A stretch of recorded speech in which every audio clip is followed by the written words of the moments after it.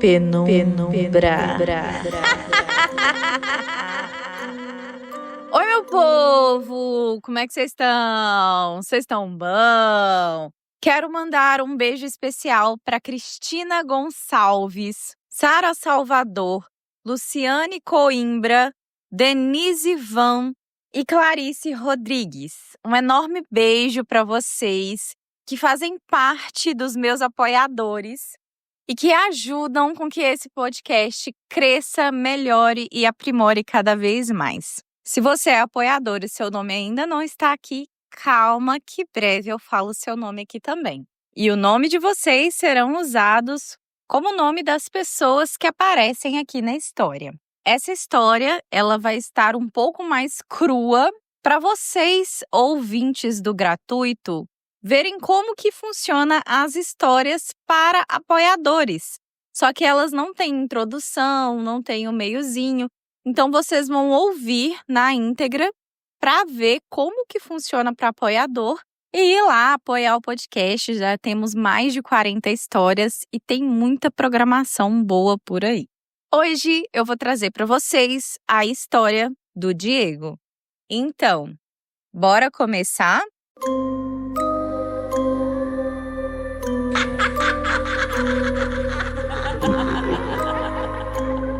O Diego vem de uma família bem unida.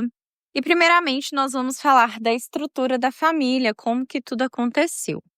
Dona Denise, vó do Diego, conheceu o avô do Diego e começaram a morar numa casinha perto de um ribeirão em uma cidade pequena.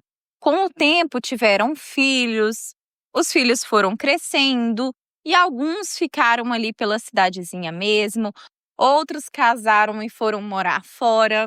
Até que chegou o ano de 2001 e o avô do Diego faleceu. Diego tinha uma tia que ela já ficava com a mãe quase que sempre, morava sozinha numa casinha na própria cidade, enquanto a dona Denise morava numa chácara mais afastada, perto desse ribeirão. E como ali o esposo de dona Denise, o avô de Diego, havia falecido, essa tia do Diego deixou a casinha na cidade para morar com a mãe na roça, na casa ali, junto com a mãe, ajudar ela nas coisas que precisasse. Enquanto isso, o tio Zeca, que era um homem casado, acabou se divorciando, morou um tempo com a dona Denise e ele mesmo, ali na chácara, construiu uma casinha para ele separadamente. Era próxima, dividiram a chácara, foi tudo em comum acordo com os irmãos. E tio Zeca ficou morando nessa casinha do lado da avó de Diego, Denise. A mãe de Diego, Elvira, e a irmã, Marta, foram morar em uma cidade maior, mas era a mesma cidade. Elas moravam relativamente próximo, então elas viviam se visitando, Marta e Elvira, que eram irmãs, filha de dona Denise. Ambas tiveram filhos com quase a mesma idade, com 3 anos de diferença. E com isso, Diego e seu primo Álvaro ficaram muito amigos e unidos, brincavam juntos, sempre se viam. Juntos, eles iam para datas comemorativas para a casa da avó, muitas vezes Páscoa, Natal, férias. Eles iam para a casa da avó, ficar com a avó, todo mundo junto. As filhas, né, Elvira, Marta se reunia com o tio Zeca e todo mundo e fazia um grande almoço com os outros filhos também que tinha, que eu não acrescentei aqui na história, mas reunia aquela família grande, os primos, os tios, todo mundo se via e todo mundo convivia.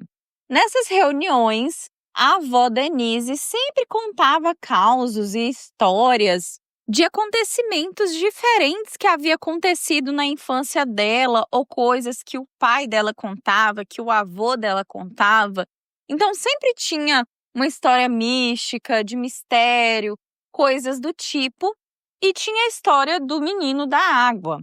Ela sempre falava que o pai já havia falado sobre esse menino da água.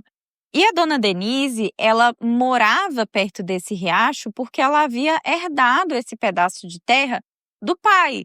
Então, o pai da dona Denise também tinha sido criado naquela região E ele contava essas histórias do menino d'água, de um olhar que tinha na água, que dependendo do horário, dependendo do dia, se você fosse lá fora, você via esse olhar, esse menino. Enfim, ela contava essas coisas e Diego e Álvaro e os outros primos crianças assustavam, achavam engraçado, guardavam aquilo, mas com o tempo eles foram crescendo ali todo mundo e meio que foi acreditando que aquelas histórias eram histórias que as pessoas mais velhas criavam para poder se entreter, né? Para poder ter o que fazer. Afinal, antigamente, sem energia elétrica, totalmente diferente do que é hoje, então eles inventavam histórias. E essa era a crença de Diego e Álvaro desde quando eles tinham crescido, enfim. Isso não era algo nem que eles comentavam.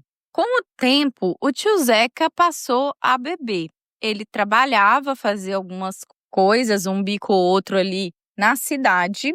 Só que ele foi bebendo, chegava no final de semana, bebia e ia exagerando um pouco mais conforme o tempo ia passando. Então chegou o ano de 2013 e a dona Denise começou a ligar para Elvira, a mãe de Diego, e para Marta, mãe do Álvaro, para poder comentar sobre o Zeca. Não tinha telefone na roça naquela época, então elas iam até a rua e viam se conseguia algum telefone fixo, porque elas também não tinham celular, para poder ligar, né, para Elvira e para Marta. E a dona Denise preocupada, falando: olha, o Zeca não tá bem. Ele tem falado algumas coisas e ele tem ficado meio perturbado. Parece que ele não tem dormido de noite. E aquela outra irmã que vivia cuidando da dona Denise, vou colocar o nome dela aqui de Sara, a Sara confirmando tudo para as irmãs ali no telefone. Olha, Elvira, olha, Marta, tá muito difícil, o Zeca, ele chega meio perturbado. Eu não vejo ele agressivo com a gente, mas ele tá meio que agressivo com outras coisas. E foi trazendo essa notícia direto ali para Marta e para Elvira. E elas foram ficando preocupadas. E nesta época, Diego já estava com 23 e Álvaro com 26 anos. Álvaro estava se formando, Diego estava para se formar, eles focados nisso, mas ambos morando com os pais. Enfim, cada um vivendo a vida deles ali. Passado mais um tempo, Elvira recebe uma nova ligação da Sara, avisando que o Zeca não estava nada bem, que ele não estava falando coisa com coisa. Ele dizia que tinha um menino espiando ele, rindo em volta da casa, fazendo brincadeiras e palhaçadas, só que era um menino que não era vivo.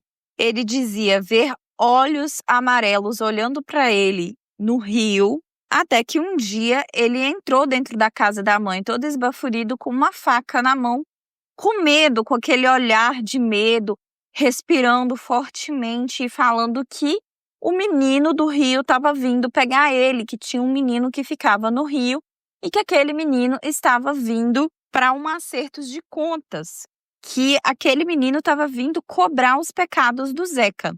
Ninguém entendeu nada. Elas começaram a achar que era bebida. Então Sara ligava para Elvira e para Marta para elas decidirem em conjunto o que fazer e falava com os outros irmãos também que tinha ali e tal, para poder decidir o que ia fazer. Elas estavam pensando, inclusive, em interná-lo em alguma clínica, olhar algo para que ele saísse dessa bebida, porque todo mundo estava achando que era a bebida que estava causando tudo aquilo. E aí, passado mais um tempo, Elvira recebeu novamente mais uma ligação da Sara, mas dessa vez era uma ligação com outra conotação. O tio Zeca tinha sido achado naquela manhã, morto na beirada do rio, com roupas, então ele não tinha ido nadar, mas ele estava com roupas na beirada do rio e com um rosto, uma feição meio que assustado. Ele já estava meio inchado por estar ali perto do rio e Sara estava ligando para as irmãs para poder avisar que a partir dali elas teriam que preparar todo o velório do falecimento do irmão, né, do tio Zeca. Foi uma tristeza para todo mundo super chateado. E todo mundo meio que comentava essa história do menino que ele via, a forma que ele morreu justamente perto do rio. E aí, né, eles achavam que era coração, tinha ali algumas coisas, sempre tem.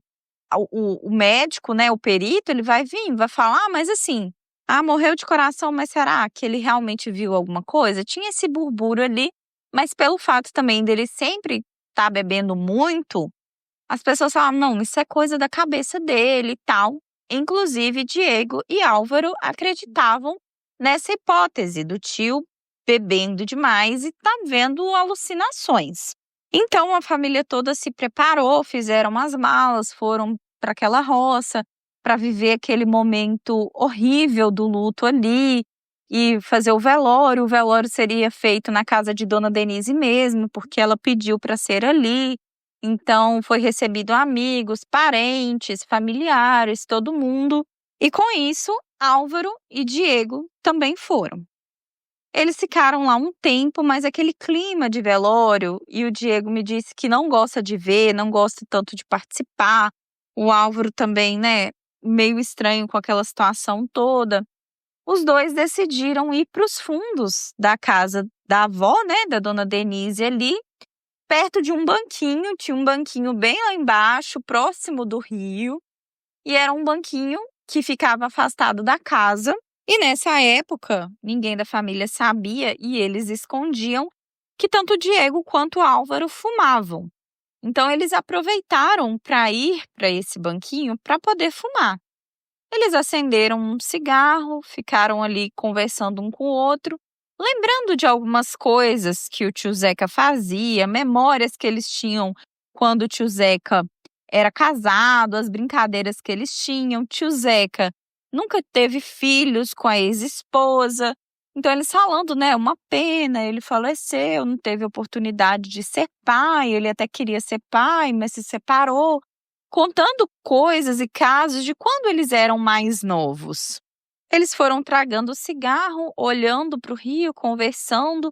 No rio dava para ver a lua refletindo no rio, então tava uma claridade meio amena, porque lá para o fundo, próximo do rio, não tinha claridade, não tinha luz, até que de repente os dois viram um menino do outro lado do rio olhando para eles. Gente, eu me arrepio toda nessa parte, porque essa questão de você estar distraído e quando você olha tem alguém olhando para você, ai, gente, horrível. E aí eles viram esse menino olhando para eles com uma cara de bravo e eles se entreolharam, meio que interpretaram ali, tipo, você tá vendo? E o outro, tô vendo. Mas continuaram falando, porque poderia ser uma criança ali do outro lado, enfim. E eles continuaram conversando e começaram a falar a respeito dessas visões que o tio tinha. E eles falando a respeito disso, que o tio estava bebendo demais, provavelmente, né? Foi algo que enfraqueceu o corpo dele, o físico, por isso que ele havia falecido, ele estava vendo coisas. E, gente, de repente, quando eles olham novamente, aquele menino estava mais próximo deles, já dentro do rio. E eu estou toda arrepiada imaginando essa cena, porque uma hora você vê o menino do outro lado do rio e de repente ele já está bem perto de você, olhando para você com uma cara fechada, e nem Álvaro nem Diego haviam ouvido barulho de água, de alguém entrando na água ou algo do tipo. Então eles se assustaram assim de uma vez, já levantaram do banco, mas ao mesmo tempo em choque, olhando, continuando a olhar para aquele menino que estava olhando para eles, e com um olhar assim que, segundo o Diego, parecia que o olho dele era mais claro, então meio que refletia um pouco. E eles ficaram se olhando assim e saíram com pressa, apagaram o cigarro ali na hora e voltaram para o velório. Passou o velório, passou o enterro, a família continuou mais alguns dias ali com a Dona Denise e tal. e o Diego resolveu comentar com a avó o que ele e o Álvaro haviam visto. A avó veio, chamou a Sara, chamou a Elvira, chamou a Marta, e os meninos contaram que eles tinham visto um menino e tal. E assim, as irmãs, Sara, Elvira e Marta, meio que elas acreditavam mais na hipótese dos meninos estarem abalados com a morte do tio e com toda essa questão que o tio falava que estava vendo um menino no rio. Então todas elas falaram: calma, vocês viram alguma coisa porque vocês colocaram isso na cabeça, vocês não viram nada. Mas a dona Denise, a avó dos meninos, acreditou piamente que aquilo que eles estavam falando era verdade. E ela começou a falar: "Ai, porque meu filho morreu por causa do menino d'água, não era ilusão, ele realmente viu alguma coisa. Se os meninos viram, é porque realmente aconteceu. Os meninos são novos, os meninos nem aqui estavam e agora eles viram esse menino d'água, esse caboclo d'água. Então, é real, o Zeca estava bebendo, mas ele não estava ficando maluco e tal." E com isso, depois de um tempo, Dona Denise e Sara acharam demais continuar morando ali na chácara, colocaram as duas casinhas para vender e alugaram uma casa na cidade até que a venda fosse concluída e elas fizessem o que fosse necessário. Ali perto daquele riacho existiam outras casas ao redor que ficava distante da chácara da Dona Denise, mas que dava fundos para esse rio. E os vizinhos, durante um tempo depois que o Zeca tinha falecido, comentavam quando via Dona Denise na rua que eles ouviam alguém nadando no rio à noite e não era ninguém, que ouvia barulhos estranhos de madrugada, barulhos na água, risadas e que não era nada. E depois de um tempo, eles também não falavam mais nada, não comentou mais nada. Dona Denise não ficou sabendo de mais nada. Diego acha toda essa história muito confusa e estranha. Ele realmente não sabe se ele ficou impressionado com a morte do tio, como eles sempre viveram em família unidos, e ele vê o tio dentro de um caixão, pode ter impressionado ele ter visto alguma coisa, mas foi muito real e ao mesmo tempo que ele via, o Álvaro via. E eles tiveram reações ao mesmo tempo, então não foi aquela coisa igual as pessoas falam, histeria coletiva. Eu vejo algo e eu te pergunto: você tá vendo um menino dentro d'água? Não. Ao mesmo tempo que o Diego viu, o Álvaro viu, eles se entreolharam e perguntaram se eles estavam vendo. E logo depois eles viram mais perto. Então, assim, imagina o choque, como que foi.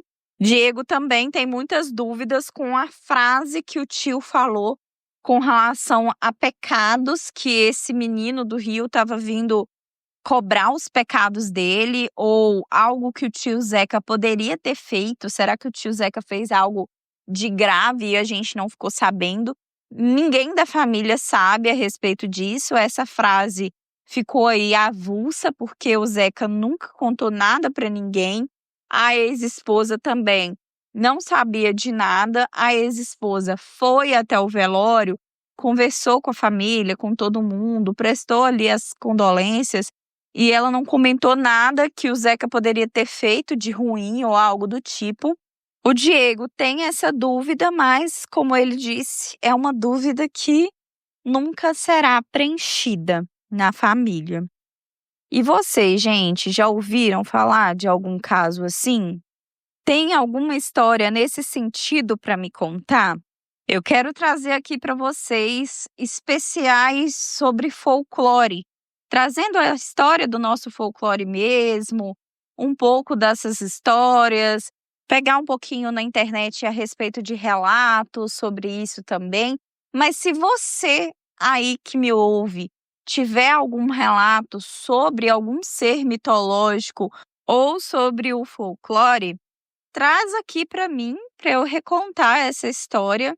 Nós temos aí boitatá, entre outras coisas, inclusive boitatá é algo que pode ser confundido também com mãe do ouro. Tem a história também que as pessoas acreditam que, na verdade, essa bola de fogo vista na floresta pode ser algo sobre aliens, que não é daqui. Então eu vou fazer um compilado sobre essas teorias, sobre tudo, para trazer aqui para o podcast. E se você tem alguma história nesse sentido ou algum outro penúltimo para me contar, é só você escrever para boracomeçarpodcast@gmail.com ou você entra em nosso grupo. Nós temos um grupo no WhatsApp e no Telegram para comentar sobre as histórias aqui do podcast. Você pode entrar no Telegram e me chamar no privado para contar a sua história. Pode mandar áudio, pode mandar texto, que a gente conversa e eu vou ter o maior prazer de recontar a sua história aqui. Para quem ainda não sabe, ao contar uma história para mim, existe um termo de confidencialidade que precisa ser assinado por ambas as partes para garantir tanto o seu direito da história e do anonimato, quanto o meu de contar a sua história, postar, colocar nas redes sociais, enfim.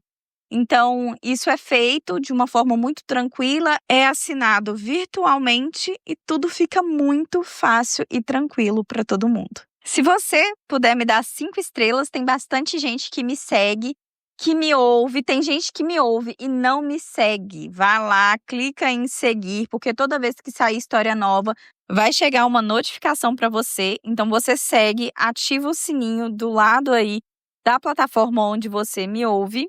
E me dê 5 estrelas, porque isso me ajuda demais. Eu tenho buscado cada vez mais aprimorar a forma que eu faço meus roteiros, a forma que eu falo para vocês, a minha edição. Então, me dá 5 estrelas, que isso contribui muito para o meu crescimento aqui. Ao comentar as histórias, sejam moderados e pacíficos, por gentileza. E eu escuto muito vocês, tá, gente? Vocês mandam alguma coisa para mim, uma ideia, me chamam no Instagram, comenta alguma coisa no Spotify. Eu sempre vou, se precisar alterar alguma coisa, eu altero. Desde que vocês façam isso com educação e moderação, tá bom? E às vezes, se precisar alterar algo, mas você me falar isso de forma rude, seu comentário não vai ser aceito, tá bom? Aqui é para agirmos com moderação, gentileza, humanidade, né? Então é isso. Obrigada por me ouvirem até aqui. Eu vou ficando por aqui. Um beijo!